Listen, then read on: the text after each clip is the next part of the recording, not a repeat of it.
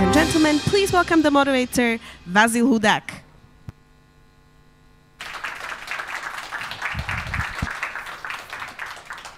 Good afternoon, ladies and gentlemen. Welcome to this session on EU cohesion. Maybe some of you might be asking, what is this cohesion? But you will get the answer, and we'll have good discussion about what it means, how it is important for the people in Central Eastern Europe, and how could we make it even better. My name is Vazil Hudak. I'm vice chairman of GLOBSEC. In the past, I was mostly in banking position, but also working as Minister of Economy in Slovakia, most recently as Vice President of the European Investment Bank in Luxembourg. And in those positions, I was able to get in different ways in contact with cohesion and different elements of this really very interesting policy of the European Union. So I believe we will have good time and learn something new. But to get us to this point, I would like to introduce our three speakers. The first one is Deputy Prime Minister of the Slovak Republic, Peter Balík, and I would like Peter to join us. Welcome. Ciao, thanks. Please. Minister from Croatia, Minister for EU Budget, EU Funds and Regional Policy, Mr. Šime Erlić. Šime, welcome. Welcome. Please. Thank you. It seems like to have a cohesion and EU funds under your under supervision, you have to be basketball players. Yes, almost. That's great. Almost. And then we have another person coming from Brussels, Norman Spoppens. Now I think acting Director General for the DG Regio. Please. Gentlemen, thank you. Thank you for joining us here in Bratislava at GLOBSEC. I understand you had quite a busy day today. And actually I will start, Peter, with you, because I think it was probably first meeting of the ministers that you were hosting as a new minister. How was it? Well, it was busy, yeah. But actually we started yesterday during an informal dinner with 7 ministers from the Central and Eastern European region, together also with our colleagues from Croatia, the European Commission. We had some good discussions on the cohesion policy, not only on the up and running programming period of 2014-2020, where Slovakia still has some significant challenges to tackle, but also about the new programming period 21-27, and even the newer programming period 28-34, and how the cohesion policy is going to look like in the future. So it was good to meet my counterparts, my colleagues from other countries, to present them some good wines and nice views from our bridge, and I think we all enjoyed. Wonderful, great, and congratulations on this great opportunity as a new minister to be able to get so many peers in your city and to be able to lead such a discussion on important topic. I think this is really wonderful. Minister Erlić, or Šime, if I may call you. Yes, Šime, great soccer players. We love Croatia also for the sea and beautiful nature. But your country joined European Union just 10 years ago. Yes, we are celebrating 10 years inside the European family, if you may call it, although Croatia, of course, was always part of Europe. But also 10 years of utilizing the cohesion policy, structural funds, and so on. I mean, when you look back at these 10 years, because you can look at these things from fresh eyes. Yeah, the kind of old member states, they probably are a little tired and conservative of this. But how would you assess it? What do you think works, what doesn't work when it comes to cohesion policy and utilizing structural funds? Well, first of all, it's great to be here. It's great to be in Bratislava, and with Peter we have a really good and fruitful discussion all about cohesion. Cohesion is one of the leading instruments of the, as we like to say, the convergence machine of the European Union for the regions that are lagging behind and that are catching up to the average of the EU. And from the perspective of Croatia, I can say that that Croatia really could be seen as a good example of the integration into the European Union, a good example of usage of cohesion policy, and in a certain way it shows that cohesion policy works. because when we entered the European Union, as you said, 10 years ago, we were, lagging behind, and we were one of the countries that is least developed.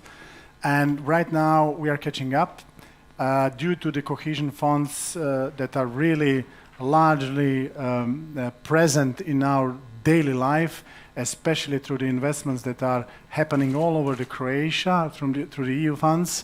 Right now, the situation looks much more optimistic, much more better. Even after the COVID situation, we are one of the countries that really made a good macroeconomic stability. We are now one of the countries in top 5 European countries by the size of the growth after the COVID crisis, meaning that our economy became more resilient. And the cohesion policy really gave us the good support in this respect. And this is why we think it is very important, especially for young countries such as Croatia with fragile economies.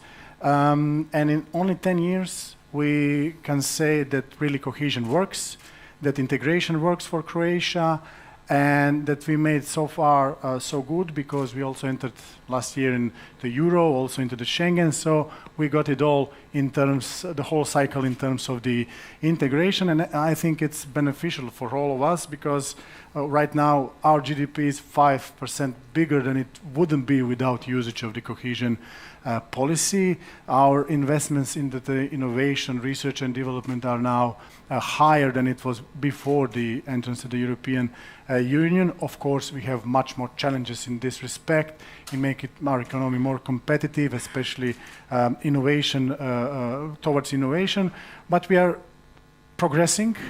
And I think that we are now catching up region, and hopefully with this new cohesion policy, new financial perspective, and with a large new instrument to the Recovery and Resilience Fund, we will manage to do it even better in time to come, especially in terms of the green transition towards our economy as a whole, but also in terms of using the benefits of the EU funds to smartly focus them into the areas that are lagging behind, into the areas with specificities, areas that have the highest potential of growth, such as assisted areas, mountainous areas, areas with special concerns, such as also islands. So basically, we are trying to do our best to be as much as more place-based in favor investments, and towards this area that are important, that are very important, and could give us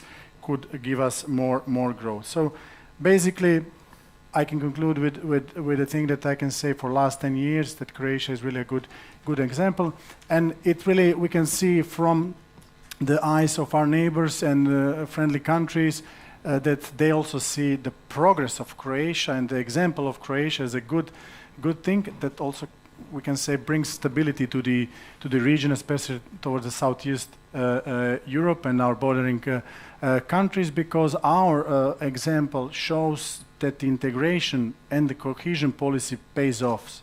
Only 10 years and such a high goals that we have achieved. I think it's a good story, but still so many things after us to tackle, to address, and in such an, well, let's say, unstable environment such as today, with so many crisis situations, we have to build our economy and society to be more resilient and to be more stronger. Great, thank you. I'm very happy that cohesion works for Croatia. I'm also glad you mentioned this place-based approach, which is kind of new terminology, it seems to me, in Brussels, and there is always something new coming from Brussels, as we know. And they like to invent. I'll go to Mr. Poppens, of course, because you look at this from the Brussels perspective. And I remember when I was during the Slovak presidency of the EU, I was in charge of negotiating the EU budget for 2017. And all these difficult discussions, which you know very well, between the net payers versus net recipients, who gets how much and why, etc. But it's part of European, of course, European kind of culture and folklore, I would say. But this place-based approach, which seems to me is a reflection of the fact that Europe, despite all the efforts and cohesion funds, trying to bring all the countries closer to each other, catch up, etc. There are still big differences, not only among the countries, but also within the countries themselves. And I think Mr. Balík, Peter, can talk about this a lot in Slovak case. But what does it mean, this place-based approach in reality, and especially for policies? And how do you combine this, if I understand correctly, kind of bottom-up approach to the cohesion policy planning and allocation of funds? How do you combine it with the EU-wide approach, which was always kind of predominant? Please. Well, thank you. When you say I come from Brussels, I will object, because we all come from different parts of Europe, and I actually come from Latvia. And I was hoping you would congratulate me on the third place in ice hockey, because congratulations! I think congratulations to Latvia. No, I know in Slovakia your team was excellent. You would understand, because you were once world champions, but now we are in a third place and you are further down. Sorry about that. Your team was amazing, really. It's like the EU fund absorption. It's a national holiday in my country yesterday for that. So you see how important it is to make these connections. Sure. But in fact, I've been now for 12 years dealing with cohesion policy in charge of implementation, and I wanted to apologize that my commissioner was not able to sit here and explain to you. So I will do my best to do it. But I think it is very important to recognize that at the European Union level, it is important to make decisions. It is important to agree on common goals and common objectives. It's not just about regulating certain parts of internal market. It is about moving ahead for European Union as a key global player. But for that means we have to have common objectives at EU level.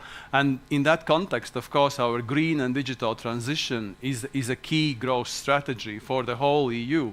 Now you correctly say, but when you agree at the EU level, you agree between different governments and the European Commission, Parliament. But what happens in reality is a real question.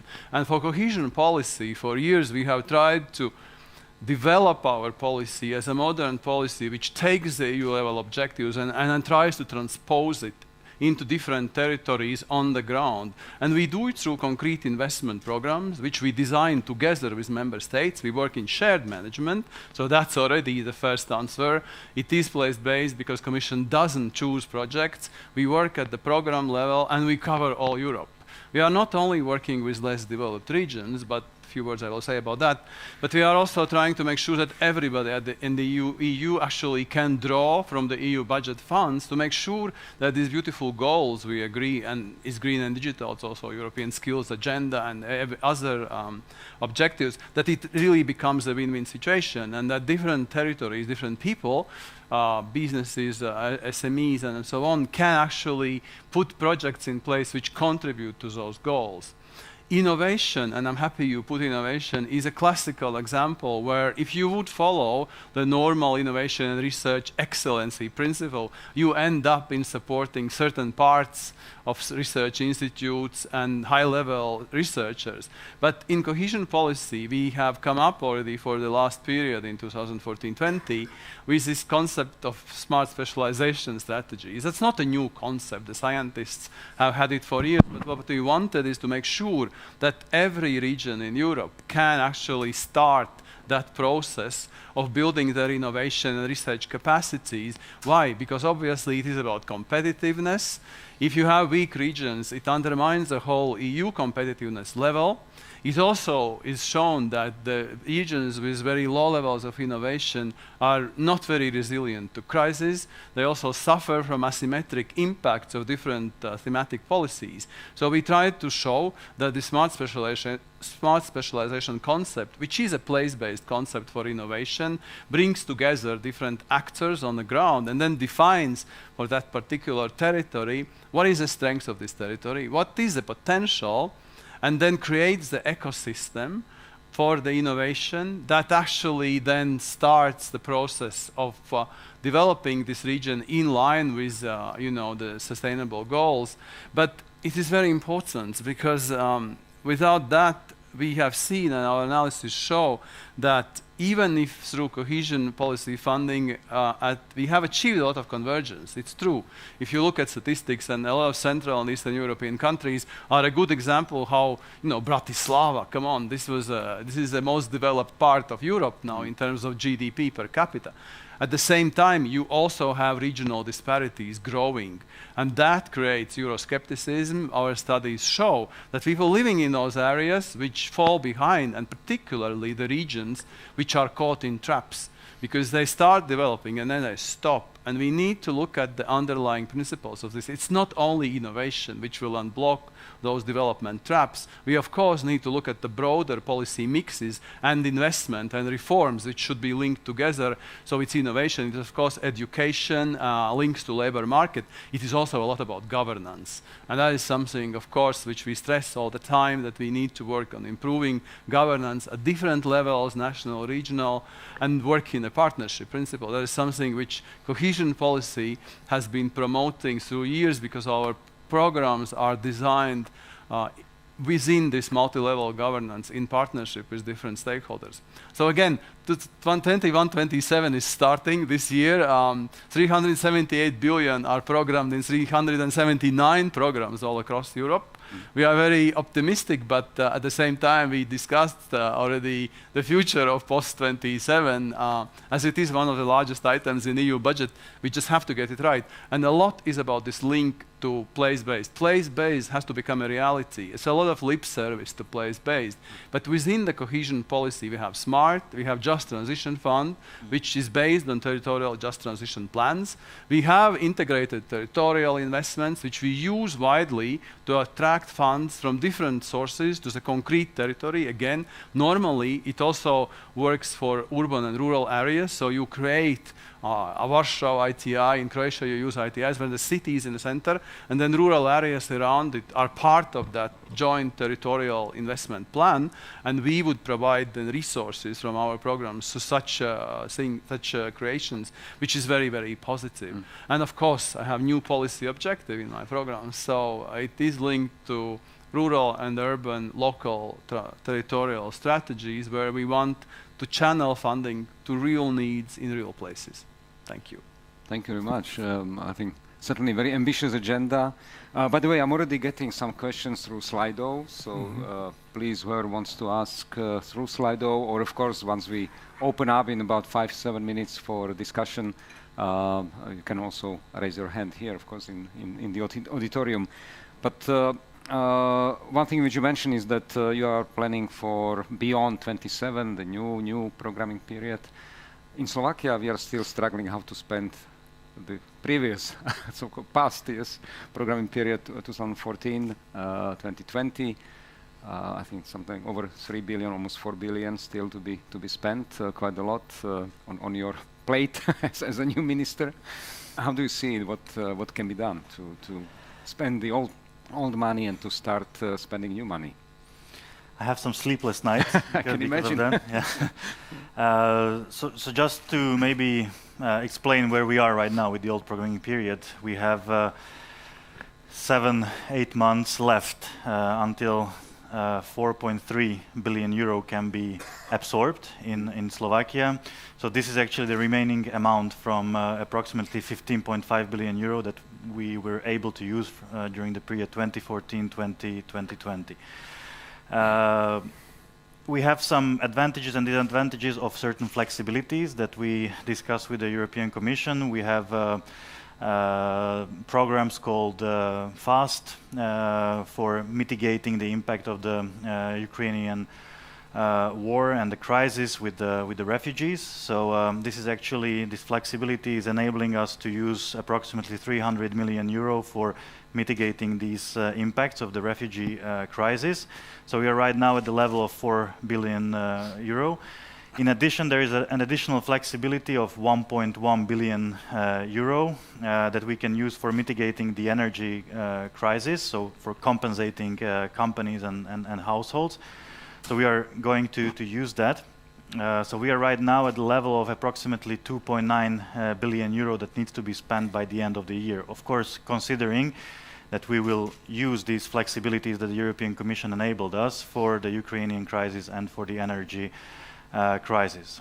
But what is important to mention, this money wasn't actually supposed to be used for mitigating crisis with Ukraine or with or the energy crisis. It was supposed to be used for lowering the investment gap in Slovakia, for building roads, for building sewerage systems, hospitals, research development centers, etc. And right now we are going to actually save this money also for a good purpose, but it's not going to eliminate the investment gap that we have in Slovakia. So this is something that we need to avoid in the future. I'm mentioning it very often that I cannot do miracles. I think it's collective responsibility of all of us that we are where we are right now with the EU funds in Slovakia. It's not only the bureaucratic system that has been created over the years, but it's also the beneficiaries that are struggling to learn how to efficiently absorb EU money and how to prepare quality projects. So I think we need to make some progress on both sides, both on the side of the ministries that are responsible for the money, but also on the side of the project promoters or the future beneficiaries. So this is the current situation. Of course, we have additional money for the new programming period, 21-27, in the amount of 12.6 billion euro, and we are already in a delay with launching this programming period.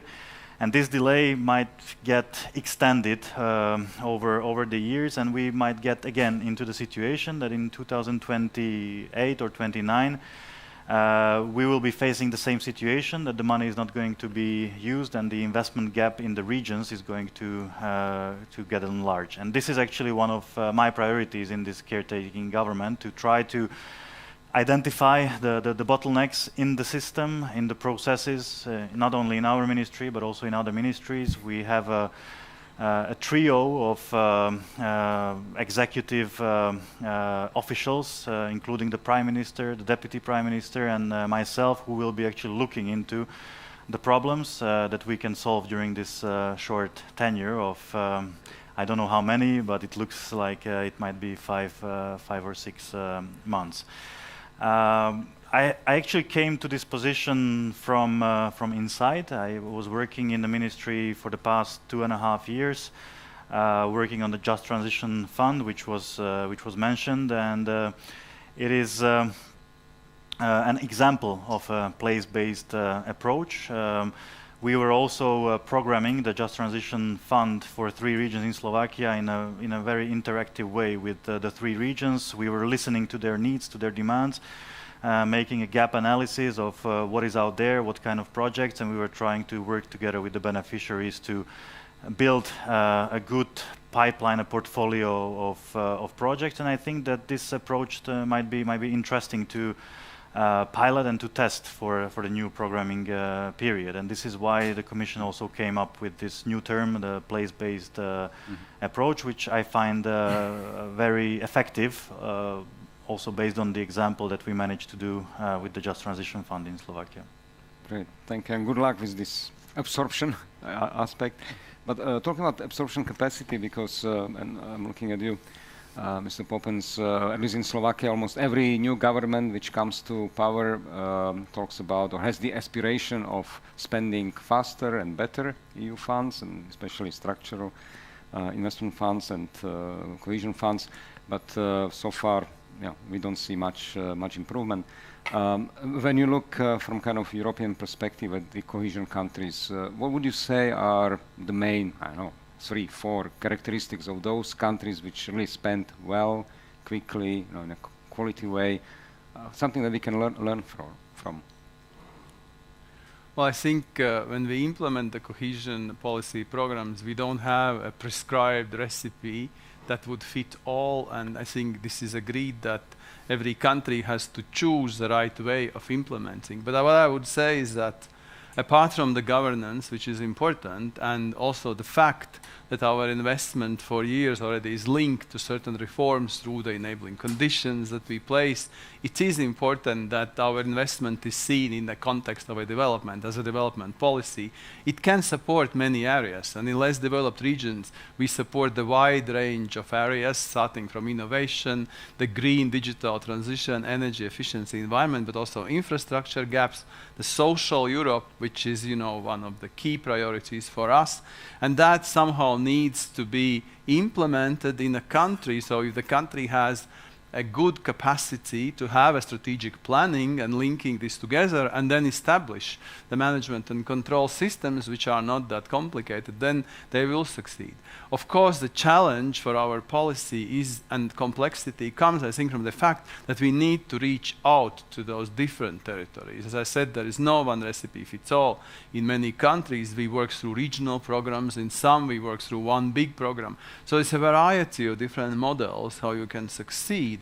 But it is important, of course, and capacity building has come up. We do see that the countries which don't invest into capacity building, and I'm not talking necessarily about ministries, of course, they have to also build capacity. It is a lot about beneficiaries, particularly local, regional authorities, and different stakeholders who participate in our program, so that they are able to produce the right level of projects and then propose them. Of course, it has to work hand together with the managing authorities by designing the right selection criteria, the right, words in the call, so that it is a success.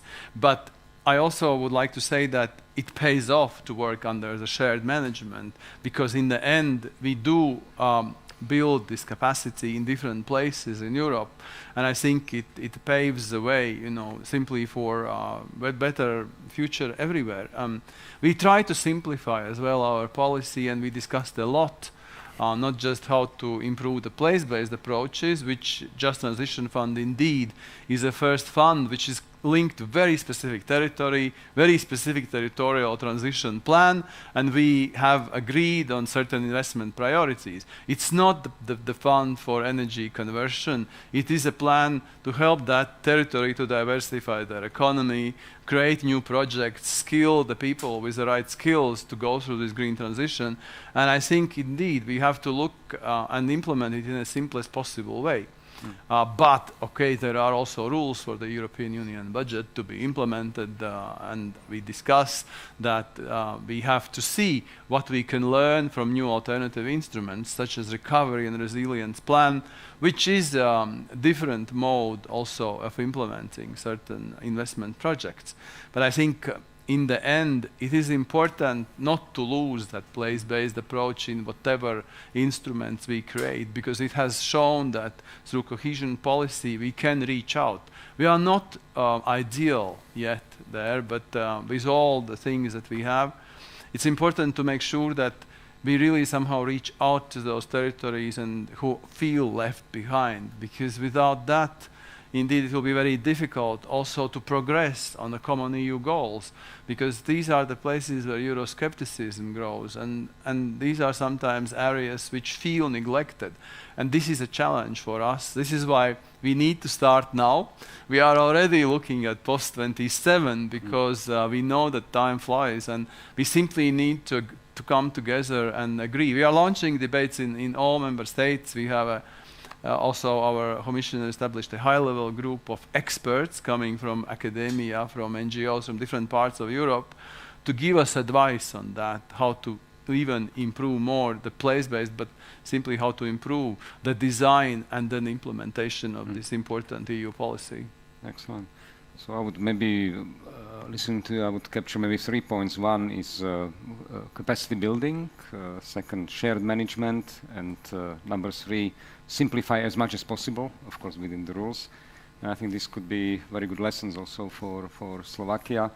And I think especially on this capacity building and shared management, for example, Poland for me is quite a good inspiration. I see that there is a lot of decentralization of the use of the funds and management of the funds to the local, regional level, which also pushes these local regional authorities to learn how to use the funds, how to develop good projects, how to then implement them, and I think that this is probably one of the ways forward, but we'll see. The new minister will, will tell us how to do it. But with Mr. Erlich, I would use one of the questions which came actually through Slido, and the question says, how can the EU effectively leverage public-private partnerships to promote cohesion, bridge equity gaps, and harness innovation for the benefit of all member states? So public-private partnerships.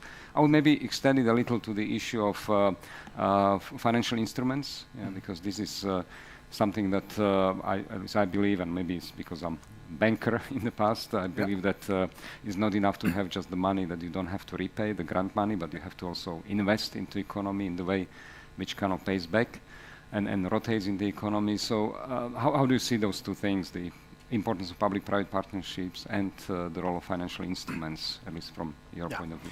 Well, I find them very important. I find them as a part of our development of the whole system of implementation of the EU funds as a key role in these development stages of how are you as a country using the EU funds, because this is our first financial perspective as a Croatia into the European Union, first full financial perspective, and of course we are pretty much dependent, grant-dependent country still. So basically, all of the public and private entities are more or less, into it. Okay, let's get grants for the projects that we have. This is most important. What's the percentage of financial instruments now in the total? Few percents. 300 million euros, I think, for the new financial perspective is right now for the financial instrument. But we enlarged the financial instruments for this new financial perspective when we compare to last financial perspective. I think it is a future in the financial instrument. So once when you are developing and once the convergence on stage and you are catching up, you are coming to the position that your funds for the grants are lower, and that's a good thing because you are coming to be able to have good capacities and to have more mature projects, more mature institutions that could really invest in a more mature way. Meaning that usage of financial instrument is, from my point of view, much more healthier for the entities that are using financial instrument. But of course, there needs time to come to this position. Right now, we were using also all sort of financial instruments, such as venture capital instruments with the funds that has been in place to use them. And I must say that it's a good experience. We didn't put big allocation for the first financial perspective in this, but what we have seen is that more than 200 projects have been implemented through this for the Croatia. It's a good number, and lots of innovative startups have gained benefit from these kind of investments, and now we're planning to develop even further this kind of instrument. But as I said, due to the COVID crisis, due to the financial instrument, financial mechanisms such as a Recovery and Resilience Fund, and then all of the other funds that we have on our disposal, Croatia is now in the situation that is one of the countries that has the highest growth rate, highest percentage of, one of the highest percentage of the European money compared to the GDP. It means it is a big pressure on spending, as you said, and investing it good. Because I tend to explain also to the general publicity in Croatia that it's not spending the focus point.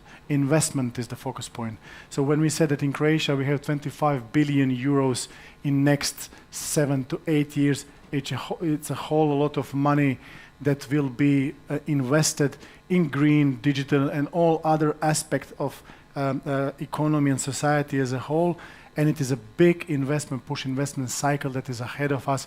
So we have to organize our challenges in this respect, and spending comes after it. So it is how much are you efficient in investment policy into the country, and but as I said, it's a good challenge. It's a positive challenge for the country, and the cohesion policy is not here because we invented it yesterday. It's here for how long? 40, 50 years.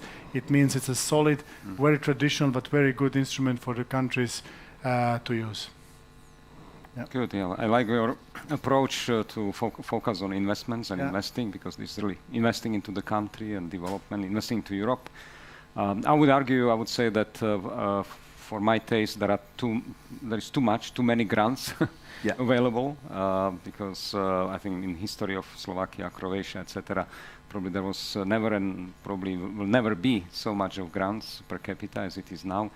And unfortunately, it may also create a culture of, kind of, okay, it's grants. I don't have to free money. Yes, I don't have to repay, etc. So investment is very important, and also public-private partnerships, so that the public money is used wherever there is a de facto market gap. Wherever the private money is not able or not ready to invest, then let's use public money to fill the gap. And I think this is very important. Before I go, and I have more questions here, but I want to also give the opportunity to the audience. If any questions, anybody ready to raise hand? Well, think about this. I have more questions, and this is Minister Balík. It's about your favorite topic of innovation, because I know when you worked at European Investment Bank, this was one of the areas, and this is also where you have spent kind of professionally a lot of time. But the question is, how can the EU leverage its research and development capabilities to drive innovation, reduce regional disparities, and promote cohesion, particularly in less developed regions? I think it goes very much to what we discussed, that the policy should be kind of reflecting the needs on the ground. In Slovakia, as you know, we always talk about this, but actually the regional disparities are just growing. And so where do you see way how to deal with that, especially through kind of pro-innovation policies? I think first of all you need to have a good institutional environment for building innovation, and I have been also the co-author of the Slovak Smart Specialization Strategy for the upcoming years as an enabling condition for the EU funds. And one of the findings of the analysis that preceded the strategy was that the Slovak institutional system for RDI, for innovation, is very fragmented. And I must say that this is very much true. There are ministries that are dealing with RDI policies and investments, including our ministry, Ministry of Investments, Ministry of Education, Ministry of Economy, and there is no collaborative approach on what we are doing, and very often we are duplicating policies and measures. But now, also thanks to the Smart Specialization Strategy, Slovakia has undergone a reform of the RDI institutional setup, and the RDI policies and investments are right now coordinated from one place under the Prime Minister's office. I probably don't need to explain why the Prime Minister's office is the office which has the most power above the ministries. And I think this was the right step that Slovakia did. Right now we have an agency of around 30 to 40 people that are not only coordinating the Ministry of Education, Health Ministry, us, and the Ministry of Economy, but also implementing certain investment and certain innovation projects. So first of all, I think this is a very important part of the mosaic, the institutional setup. We have actually received a lot of support from the Commission, not only through EU funds, but also from the Recovery Fund, to undergo this reform. Second, I think the policies and the measures need to be well targeted. So there are a lot of initiatives on the national level, in the regions, etc. We have seen a lot of investments in the RDI in Slovakia going into concrete, into building the infrastructure, but not thinking about how to sustain this building, how to sustain and develop the activities, the RDI activities. And I think this is something that we need to focus at in the new programming period, to develop activities to enrich these new buildings with some nice miracles, with some interpersonal collaboration, etc., and try to fill this space. We shouldn't really think about investing into concrete anymore. Of course, we need to rebuild and renew our universities, and I think the EU money should be used for that. But in terms of the RDI projects, I think more money in Slovakia needs to go into equipment and the teams, the collaborative RDI teams. In our ministry, and this is a very specific measure that we are trying to develop right now in this segment, also in cooperation with the Prime Minister's office responsible for RDI, we are thinking to develop a new product for regional innovation, where we would like to use the already existing scientific parks, which were built in the previous programming period, with some grant money that would support the creation of projects between the private sector, the academia, and the public. And I think how we will set up this new product, it will be very important for seeing the end results. So we are right now actually in the process of preparing the call for proposals for the region and trying to listen also what the regions need and what they would like to implement. Excellent. Very, very good plans. I really like it. I think this is exactly what Slovakia needs. Now we have about 4 minutes left, so I have, for each of you, I have a question, with relatively short answer. You know, at least when I was in politics, in government, there was always, because you get overwhelmed with a lot of operational day-to-day issues, etc., and sometimes you get lost in this and lose the kind of big idea, yes? And so my question to you is, when you look, and we don't know, nobody knows in politics how long he or she will be in government, in ministry position, but if you look forward, what are the 2-3 tangible things you would like to leave behind you in terms of policy change, improvement of the country, whatever you think is important for you and for the country itself? 2 or 3 priorities. Can we start with you, Minister? Well, one is coming by itself, and it says that I have to spend 100% of the EU money by the end of the year. This is what the publicity will see and everybody. Yeah. Yeah. And the another one is a little bit more, I would say, ambitious in terms of regional development and cohesion policy. And this is that I would like to see in practice and to see how they live the instrument that we have programmed in phase of programming together in partnership with the European Commission, all of these new instruments that should boost growth into the regions that are lagging behind, because we really made it hard to make it to make the opportunities same for the all areas. I'm talking about my country and Croatia, but the regulation of the European Commission and the cohesion funds really got instruments that you can use as a country, and after a while you can see the effects of these instruments. So in my opinion, I would like to see how these instruments live.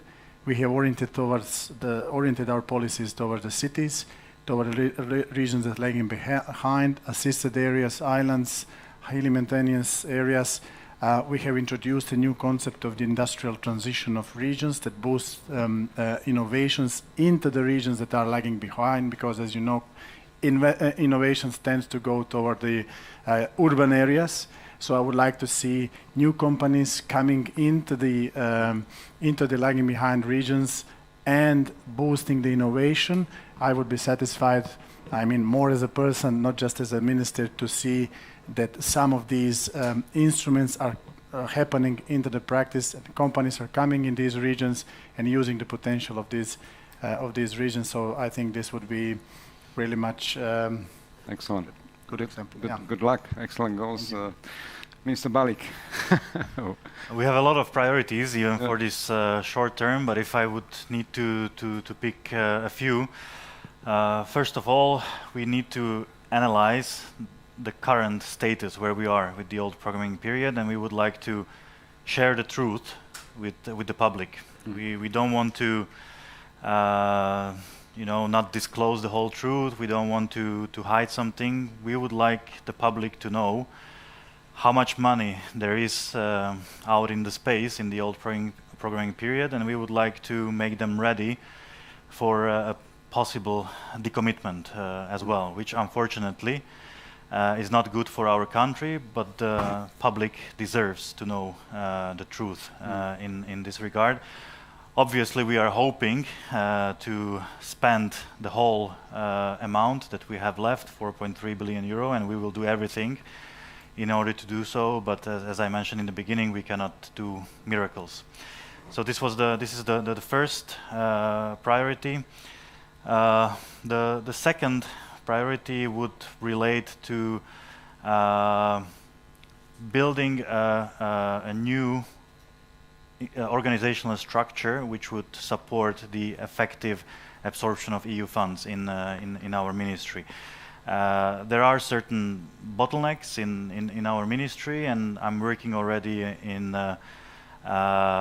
changing the organizational structure which would enable more rapid and efficient processes within our ministry. So I have it already in my mind, and we are starting with some organizational changes already on the 1st of June this week. If I may, more priorities. The third one. Time is up, I see, so maybe one more. Yeah, but the third priority is to launch the new programming period, especially the integrated territorial investment. So this is something that we talked about a lot during the recent days. I think the regions should have the decision-making power about how to use the EU funds. We introduced this new system of ITIs, which was not present in Slovakia in the past programming period. And this is actually the process that I would like to launch during these 5 months. Excellent. One priority, I don't want to discriminate Commission, but well, I'm not out a of time. politician. I'm not going to leave so soon, so I can come back to you. But obviously, always welcome, of course. For me, it's very important that we achieve in the cohesion policy what we have agreed on, and that genuinely it is recognized as a policy which makes impact on the ground. As I said, by helping concrete all territories in Europe, less developed, rural, mountains, islands, not just urban, but everybody, to achieve the sustainable development, to make good life for people, but also to contribute to Green Deal, to digital objectives, European skills, because this is important. Without those common goals, we are nothing. And for Europe, the key to success is cooperation. I say it in all my speeches in the end. There is never enough cooperation. Let's stop contradicting less developed to more developed, urban to rural. Let's try to make sure that they work together. And that's easy to say. We are doing everything we can to develop instruments, pilots, to help it to happen. But we are not there yet. We are still, dividing us. And for me, Europe is not just about economic solidarity. It is about values. And cohesion policy brings in also not just economic development, but should also bring in changes in all our societies, because I believe in European values. So thank you. Great. Well, thank you. Thank you. And thank you all, gentlemen. Thank you.